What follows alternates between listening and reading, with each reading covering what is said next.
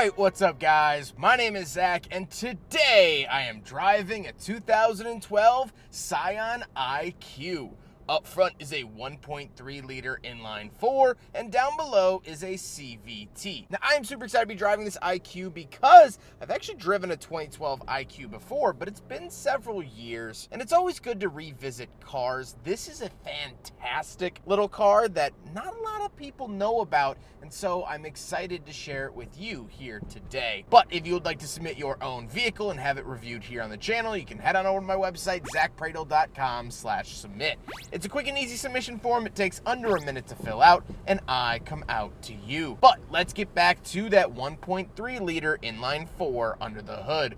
Well, that was the largest engine that this car ever came with. You could have also found them with 1 liter inline 3s overseas, but us Americans, we love our displacement, so we got the big, beefy, brawny 1.3 liter option. But power and numbers aren't really the IQ's thing, and that's okay. Like I said, paired to it is a CVT. Now, historically, I don't like CVTs. However, I actually don't mind it here in the IQ. I think it fits the platform really well. It works and operates as it should, and I think those are all very positive things. Last but not least, of course, the IQ is front wheel drive. So how does it feel to drive a Scion IQ, this little shoebox of a car? Well, it's actually a lot better to drive than you might think. From where I'm sitting, you can't tell that you're driving a very small car until you turn it and realize you can do a U-turn in a teacup. Visibility is good, and your seating position is near the rear wheels. So it kind of has a fun, easy, chuckable driving experience,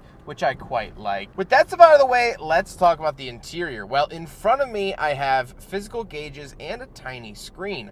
Off to the left, that's the tiny little screen for our gear, clock, temperature, and odometer, as well as fuel. A lot compacted into that little space. And then off to the right, we have our speedometer and tachometer. On the steering wheel, we do have volume and power off to the left, but that's it. It is an asymmetrical steering wheel. Off to the left, we do have a climate control vent, gauge dimmer switch, and our power mirror adjustments. And on the door, we have a little speaker, lock and unlock and power windows. Very interesting looking door card here in the IQ. Moving into the center, we get the Scion Pioneer radio, which is really cool. A lot of Scion's radios were actually built by Pioneer, which is a pretty reputable radio company. I was actually talking to one of the Toyota PR reps recently who worked on this project. He said that it was a lot of fun to work with Pioneer. Toyota would send them vehicle limitations, and they would build and design the radio for that car, which is pretty cool to see. Down below that, we do have 2 climate control vents and the hazard switch, as well as our fan speed, where to send it, and temperature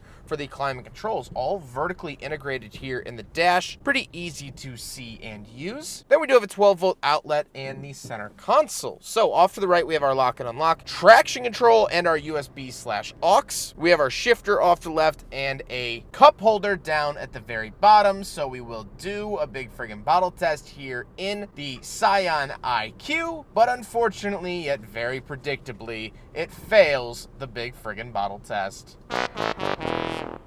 Handbrake off to the right, and the seats. The seats do not offer a whole lot of support. That is something that you will notice. However, they work, they're functional, they're fine, and this isn't really a long-haul car. I can't imagine many people have done cross-country road trips in their Scion IQ. That wasn't really the point of the car. So the seats being not super comfy kind of works out. However, speaking of seats, we do have back seats, so let's go do a back seat review. When I do this, just know that I love you. Ow, ow, ow, ow, ow, ow, ow. The cup holder went into my butt. It went inside of me. Oh my God. Don't use these. For the love of all that is holy, don't freaking use these. Ow, that really hurt. Like, that really, really hurts. Let's talk about the trunk. I cannot sit back here for any bit longer. How the heck do I get out?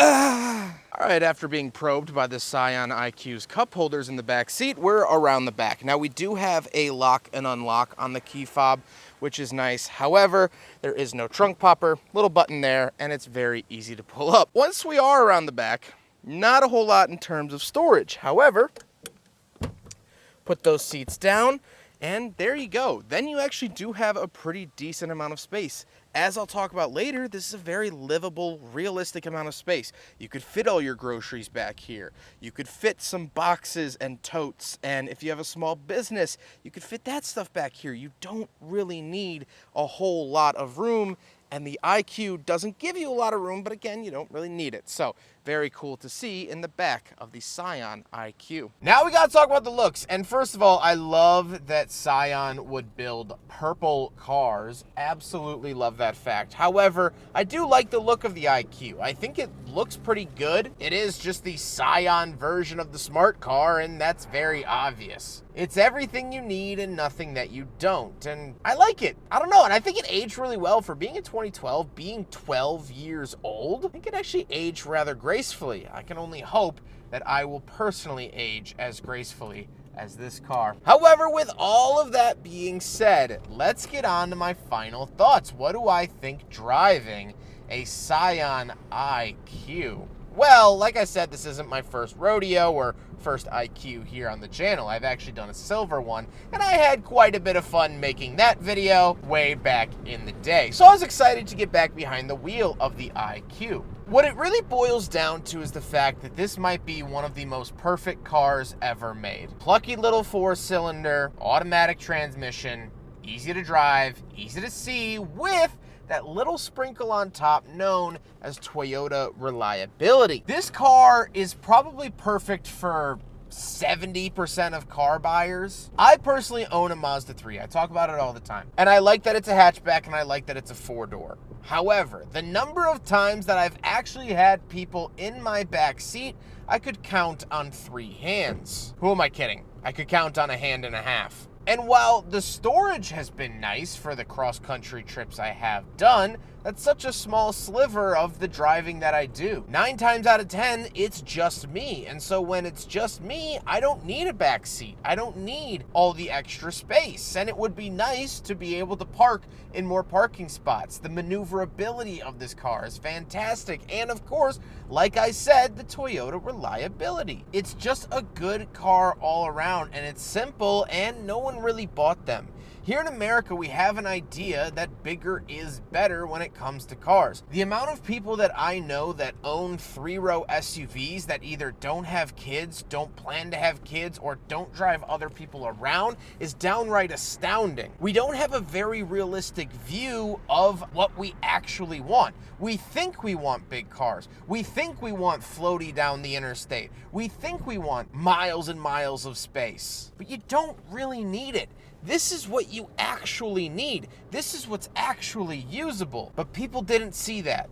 People didn't get that, and so this car didn't sell well here in the US. And overseas, it sold okay, where smaller cars are more accepted, but it still wasn't a barn burner. It didn't make Toyota retool everything and switch gears. It just kind of existed, and then it didn't. This car's biggest claim to fame is that Aston Martin rebadged it in order to comply with emission standards required, of which I would love to find an Aston Martin Signet or whatever you call it. This car's biggest claim to fame and most popular version isn't even the Toyota at all. And that's sad, because this is something great. But as I found doing this job for almost 10 years, it seems as though the best ideas and the best cars end up getting squandered. So here's another one.